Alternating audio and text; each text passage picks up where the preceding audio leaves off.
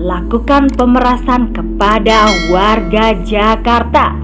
Artikel ini dilansir dari seaworld.com, ditulis oleh Manuel Mawengkang. Saya tidak habis pikir dengan cara pandang orang ini terhadap penanganan coronavirus di Jakarta. Seharusnya sebagai pemimpin dia memberikan teladan bentuk bagaimana bersikap selama PSBB. Dia adalah orang yang mengatakan bahwa tanpa menggunakan masker, warga akan didenda dengan nominal Rp250.000.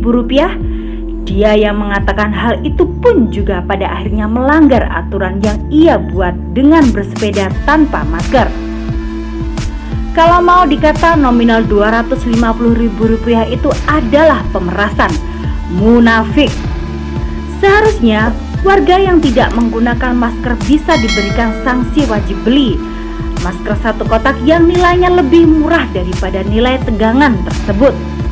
Bersama jajaran pemerintah daerah, dia bersepeda di tengah-tengah wabah coronavirus. Secara langsung kemunafikannya terbongkar lewat apa ia atur sendiri dalam peraturan. Saya akan memfokuskan kepada denda Rp250.000 yang tidak masuk akal itu. Kenapa saya katakan tidak masuk akal? Karena dia tidak memahami esensi dari hukum yang sebenarnya. Di dalam negara kesatuan Republik Indonesia, hukum itu diberlakukan untuk mengatur manusia agar menjadi tertib. Salah satu metode yang dikerjakan oleh polisi di dalam peraturan lalu lintas adalah tilang. Di dalam menilang, mereka sudah mengkaji terlebih dahulu aspek-aspek hukum dan efek jera dari perlakuan tilang tersebut.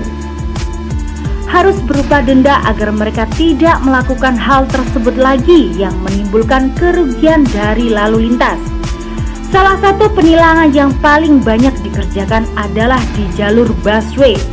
Dampak kerugian yang dimunculkan dari pengguna transportasi pribadi saat masuk ke jalur busway adalah kemacetan dan menimbulkan tersendatnya jalur yang seharusnya dilalui oleh bus Transjakarta.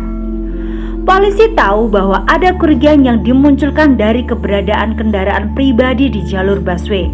Kajian yang terbaik adalah melakukan tilang dengan nominal yang cukup besar, kalau tidak salah Rp500.000. Tapi bagaimana dengan penggunaan masker yang diatur di dalam penilangan Rp250.000 itu? Bagi saya hal tersebut adalah hal yang terlalu berlebihan dan tidak penting. Kerugian apa yang ditimbulkan oleh masyarakat yang tidak menggunakan masker di jalan raya? Apakah kerugian penularan atau kerugian non-material? Saya yakin Anies tidak bisa menjelaskan hal itu dengan membuat kebijakan tersebut. Anies itu diyakini tidak ada melakukan kajian yang mendalam atas program penilangan bagi yang tidak bermasker. Jadi bagi saya ini tidak lebih dari sekedar pemerasan yang dikerjakan secara terstruktur, sistematis dan masif. Gubernur SARA tersebut melakukan hal-hal yang tidak bisa masuk ke nalar. Saya cukup yakin bahwa warga Jakarta masih banyak yang berpergian tanpa menggunakan masker. Bukannya mereka tidak mau beli, namun mereka tidak mampu beli mengingat harga masker medis yang harganya selangit. Saya menunggu janji Anies untuk warga Jakarta agar diberikan masker secara gratis. Dan ternyata tidak ada berita yang memberitakan hal tersebut. Bahkan anggarannya di DKI defisit senilai 40 triliun di era Anies Baswedan. Saya curiga bahwa memang ada orang-orang yang sengaja ingin membuat wabah ini tetap ada, sehingga mereka bisa mengeruk uang secara diam-diam. Sebagai manusia, saya merasa miris bisa satu jenis dengan orang-orang yang menikmati wabah ini. Masa ada pemimpin yang mau menghilang warganya seharga 10 kali makan mewah di warteg hanya karena tidak menggunakan masker?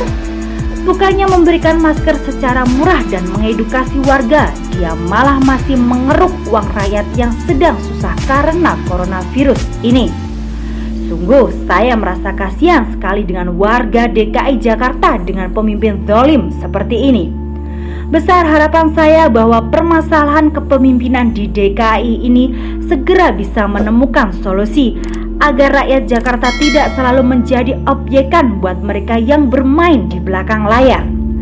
Saya juga berharap bahwa wabah ini segera berakhir dan orang-orang yang bermain di belakangnya boleh disegera diproses oleh hukum dan Tuhan. Jangan sampai Indonesia menjadi rugi karena sosok parasit ini menjadi duri dalam daging di pemerintahan Republik Indonesia yang kita cintai ini. Orang-orang yang seperti ini mungkin bisa diselesaikan dengan proses hukum yang tepat. Semoga ada elemen hukum yang bisa menjerat pemimpin zalim seperti ini. Begitulah proses hukum. Well, salam Indonesia 1.